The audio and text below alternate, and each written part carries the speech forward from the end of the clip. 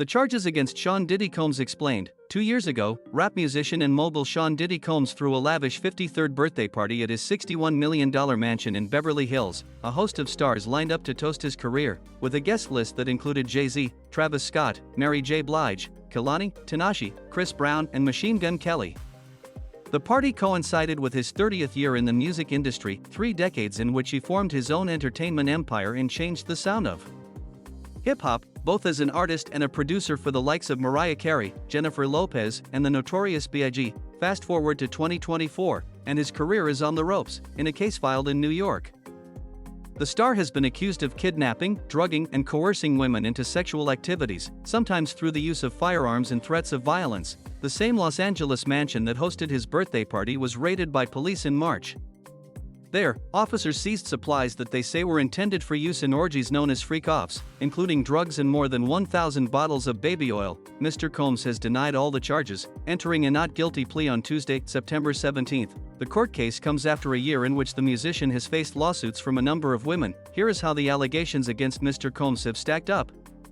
Cassandra Ventura, a singer and model known as Cassie, was signed to Mr. Combs' record label and dated him for more than a decade, but in a civil lawsuit, she said the mogul had used his position of power to set the groundwork for a manipulative and coercive romantic and sexual relationship. But her lawsuit included graphic descriptions of violent abuse, alleging that Mr. Combs regularly beat and kicked Ms. Ventura, leaving black eyes, bruises, and blood. She described parties known as freak-offs, drug-fueled, days-long sexual performances, which Mr. Combs allegedly coerced women into, and filmed for his own pleasure. Ms. Ventura also accused the musician of sexual abuse and rape, and claimed that many of these incidents were witnessed by his tremendously loyal network, who were not willing to do anything meaningful to stop the violence. The lawsuit also alleged that Mr. Combs destroyed a car belonging to U.S. rapper Kid Cudi to dissuade him from dating her. Mr. Combs strenuously denied the allegations and accused Ms. Ventura of extortion. They settled the case for an undisclosed amount a day after it was filed in New York, with Mr. Combs maintaining his innocence. In the weeks after settling Cassie's lawsuit, Mr. Combs was accused of sexual assault dating back to 1991 by multiple women. One lawsuit was filed anonymously by a woman who claimed Mr. Combs and another man had coerced her into sex. In a second, Joy Dickerson-Neal accused the star of drugging and sexually assaulting her when she was a college student in 1991. She also claimed he filmed the attack and showed it to other people without her consent. A third woman, Liza Gardner, filed court papers accusing Mr. Combs and another man of raping her and her friend more than 30 years ago, when she was 16. Ms. Gardner also alleged that Mr. Combs had turned violent days after the attack, choking her so hard that she passed out. In the lawsuit, she said Mr. Combs had become irate while trying to track down her friend, because he was worried she would inform the girl he was with at the time.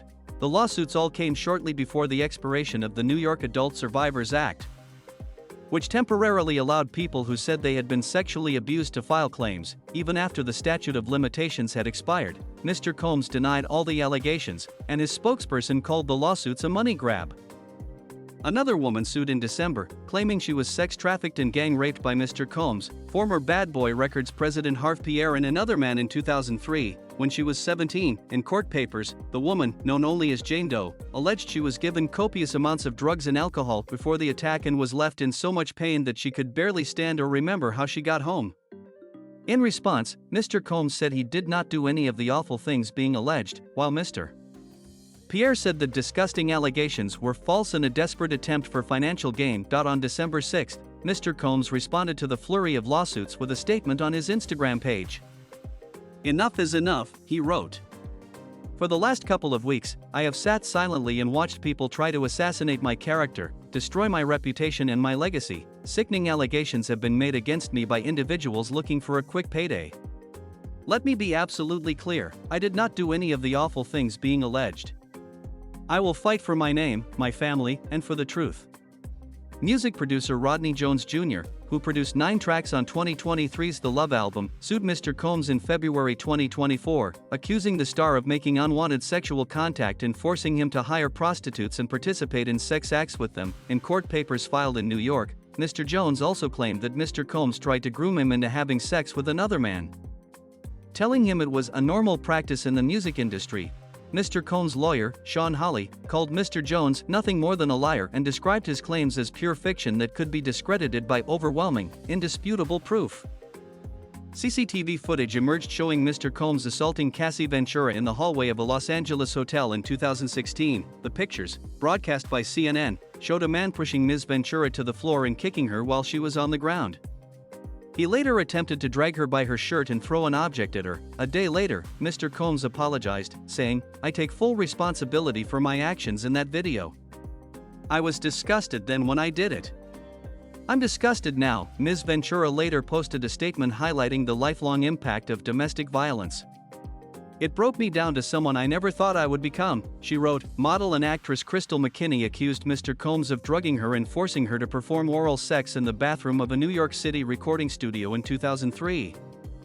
2 days later, Mr. Combs was sued again by April Lamprose, who alleged 4 instances of sexual assault between 1995 and about 2000. Ms. Lamprose claimed she met the musician in 1994 while a student at the Fashion Institute of Technology, and that an initially romantic relationship quickly turned into an aggressive, coercive, and abusive relationship based on sex. In one incident, she claimed the star forced her to take ecstasy and have sex with his then-girlfriend, former adult film star Audria English claimed she was groomed into sex trafficking over time in a number of events between 2004 and 2009 at Mr. Combs' star-studded parties. His lawyer Jonathan Davis responded, "No matter how many lawsuits are filed, it won't change the fact that Mr. Combs has never sexually assaulted or sex trafficked anyone." Mr. Combs failed to attend a virtual hearing for a lawsuit filed against him by Derek Lee Cardello-Smith, a Michigan inmate who claimed the star drugged and sexually assaulted him at a party in Detroit in 1997. The no-show led to a default judgment against Mr. Combs, who was ordered to pay Mr. Cardello-Smith $100 million, £75 million.